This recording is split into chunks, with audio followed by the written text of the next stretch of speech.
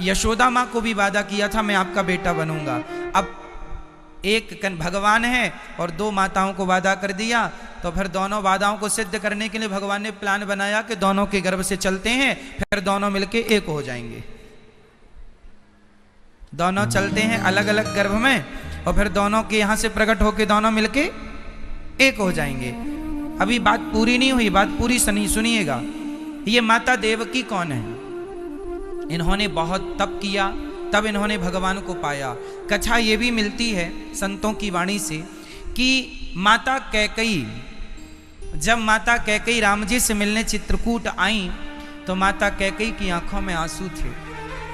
माता कैकई ने भगवान से कहा, राम मुझे माफ कर दो, मैंने आपको कितना कष्ट दिया, नंगे पांव आपको जंगल जंगल चलना पड़ रहा है, मेरी गलती है, मुझे माफ कर दो।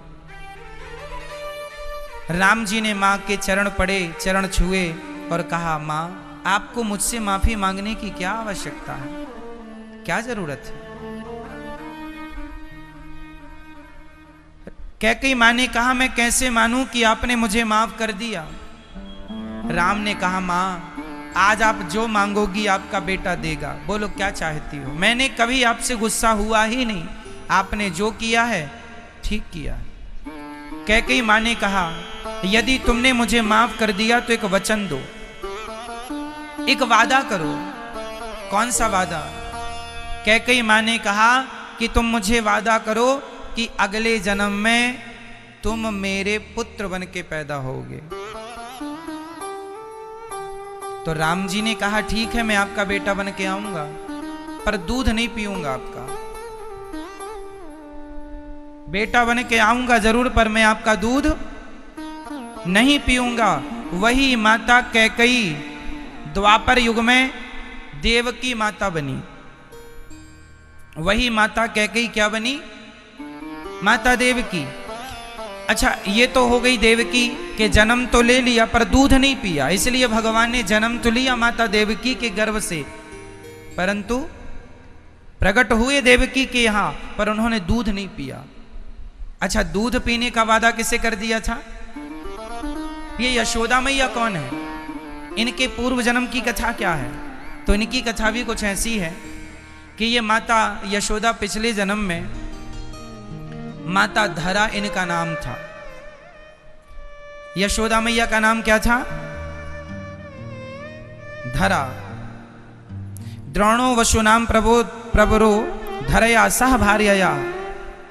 भार्यया कहने का अर्थ ये है कि यशोदा मैया का नाम था धरा। ये पिछले जन्म की कहानी है यशोदा की। तो यशोदा मैया पिछले जन्म में धरा नाम की एक स्त्री थी। ये सदा संतों की सेवा करती थी, सदा संतों की सेवा करती थी। कोई भी आ जाए खाली नहीं जाता था, भोजन पानी खूब कराती थी और सदा भगवान का नाम श्रीमन्नारायण श्रीमन्नारायण, संतों को भगवान के रूप में देखा करती थी और भगवान से पुत्र रूप में प्यार करती थी। ये धरा भगवान से किस रूप में प्यार करती थी? पुत्र रूप में। मेरा कन्हैया है, मेरा पुत्र है, मेरा कन्हैया, पुत्र रूप में प्यार करती थी। एक दिन इनके यहाँ कुछ संत आए माता धरा के यहाँ, और संतों ने कहा, बेटी बड़ी भूख लगी है, क्या कुछ भोजन मिलेगा? तो धरा ने कहा, जरूर मिलेगा। उस दिन धरा के घर में कुछ नहीं था। एक्चुअली ये क्या जंगल से लकड़ियां लाया करती थी और लकड़ी लाके बाजार में बेचती थी, उससे जो पैसा मिलता था उससे ये साधु सेवा करती थी। द्वार पे आया अतिथि कभी भूखा ना जाए, इसका ध्यान हम सभी गृहस्थों को रखना चाहिए। तो धरा रखती थी। अब करते करते बहुत समय गुजरा, लकड़ी काट के लाती जंगल से, बेचती। एक दिन जंगल की लकड़ी लाई, जो पैसा मिला संतों को भोजन कराया, संतों ने भोजन किया और चले। संत गए तभी दूसरे संत आ गए। अब घर में कुछ था तो नहीं, अन्न का दाना नहीं था घर में खाने को, क्योंकि गरीबी ऐसी थी कि जो कमाती थी तो एक बार में बन जाता था। अब आज कुछ नहीं बचा। अब संत आए, 4-5 संत आए, कहा बेटी भूख लगी है।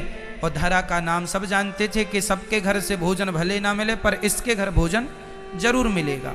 तो धरा ने संतों को बिठाया और बगल में गांव में किसी साहूकार सेठ के यहाँ गई। सेठ जी, हमारे घर साधु आ गए हैं, घर में अन्न का दाना नहीं है, जंगल की लकड़ी आज बेची तो जो पैसा मिला वो संतों को खिला दिया, अब हम कल लकड़ी लाएंगे और जो पैसा मिलेगा आपको चुका देंगे, हमें कुछ पैसे उधार दे दो, हम जल्दी से आपका लकड़ी बेच के जंगल की आपका पैसा चुका देंगे।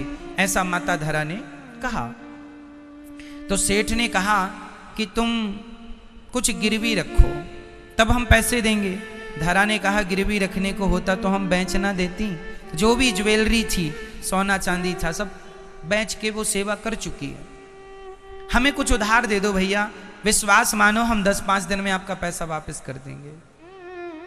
उस व्यक्ति की नीयत बहुत बुरी थी।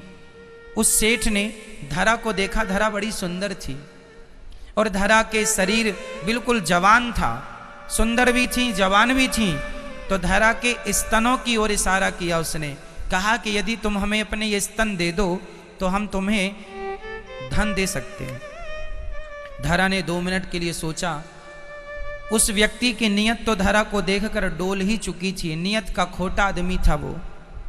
अब माता धरा ने विचार किया, मन में सोचने लगी माता धरा, एक तरफ मेरा शरीर है, दूसरी तरफ संतों की सेवा है, शरीर को बचाती हूं तो धर्म जाता है और धर्म को बचाती हूं तो शरीर जाता है। अब बताइए, शरीर को बचाना आवश्यक है या धर्म को बचाना? घर से अतिथि भूखा चला जाए ये तो धर्म चला गया। अब एक तरफ आपका शरीर है और एक तरफ धर्म है। मेरा सवाल आपसे है कि शरीर को बचाना चाहिए या धर्म को बचाना चाहिए? बोलो, किसको बचाना है? किसको बचाना है? धरा माँ ने यही निर्णय लिया कि शरीर तो एक मांस का टुकड़ा है, धर्म रहा तो शरीर आता जाता, शरीर तो आज है कल रहेगा ही नहीं। सेठ जी ने कहा मुझे तुम्हारे स्तन चाहिए। धरा ने सौदा मंजूर कर लिया, ठीक है आप मेरे स्तन ले लो पर मुझे कुछ धन दे दो। उसने बड़ी प्रसन्नता से बहुत सारा धन तराजू में रख दिया। धरा ने कहा ठीक है सौदा मंजूर है। अब वो सेठ बड़ा प्रसन्न हो रहा था कि बात बन गई। तभी धरा ने कहा भैया आप चाकू तो दीजिए। तो चाकू किस लिए? बोले आपने मेरे स्तन मांगे हैं ना। हाँ हाँ स्तन चाहिए तो चाकू दीजिए।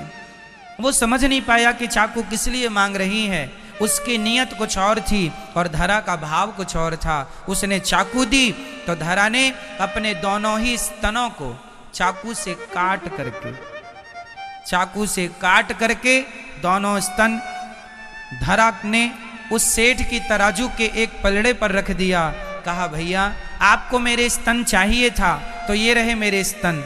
हाँ मुझे धन की चाहत थी क्योंकि संत खड़े हैं, धन अब आप ही अपने हाथ से दो।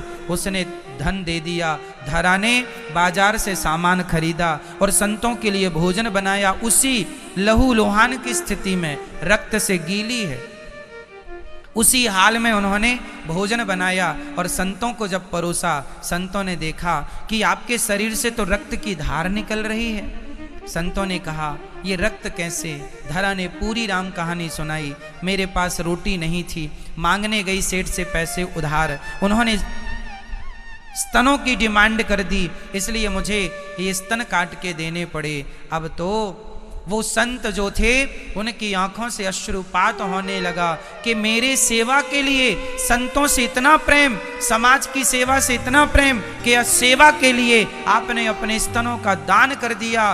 तुरंत वहां धरा के इस भाव को देखकर भगवान प्रकट हो गए। सेवा करने वाले को देखकर भगवंत प्रकट हो गए और भगवान ने कहा मां आपने संतों की सेवा की है और सदा मुझे पुत्र रूप में भजा है। यशोदा माँ सदा भगवान को किस रूप में भजती थी? पुत्र रूप में।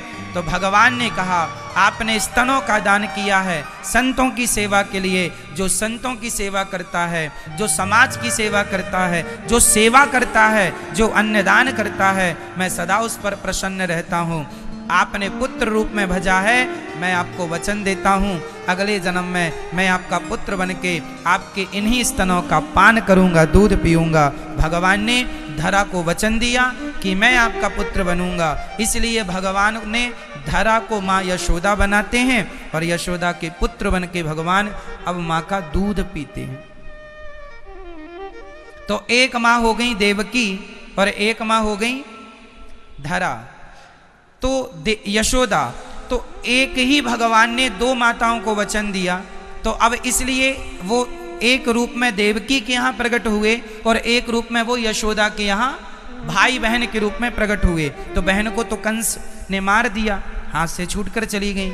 अब जो यशोदा माँ का बेटा है साक्षात भगवान, वो दोनों एक हो गए, वो दोनों मिलके यशोदा के पुत्र और देवकी के पुत्र दोनों मिलके एक हो गए। तो ये भगवान श्री कृष्ण है। अच्छा, 11.5 साल बाद जब भगवान श्री कृष्ण वृंदावन छोड़ के वृंदावन से मथुरा गए, तो समझो तब एक रूप में तो भगवान मथुरा चले गए, एक रूप में तो भगवान, बोलो, एक रूप में तो भगवान मथुरा चले गए, फिर द्वारिका चले गए, पर एक रूप से भगवान सदा वृंदावन में ही रहे, क्योंकि वहां भगवान ने फिर दोनों रूपों को अलग अलग कर लिया। तो जो यशोदा के बेटा था वो तो वृंदावन से कभी नहीं गया, और जो देवकी पुत्र थे जो द्वारिका गए वो कौन से कृष्ण हैं? वो देवकी वाले कृष्ण हैं। और जो वृंदावन में सदा रहे हैं वो यशोदा पुत्र आज भी वृंदावन में हैं। भागवत में लिखा है, ये बात लिखी है कि भगवान ने वृंदावन के ब्रज के बाहर अपने पांव भी कभी नहीं रखे। एक रूप में भगवान सदा ब्रज में हैं और एक रूप में भगवान द्वारिकाधीश कहलाए। तो आपको बात समझ में आई? श्री द्वापर युग में कृष्ण भगवान श्री कृष्ण ने 2 रूपों में अवतार लिया, 2 माओं के यहां। ये कथा बहुत गूढ़ कथा है।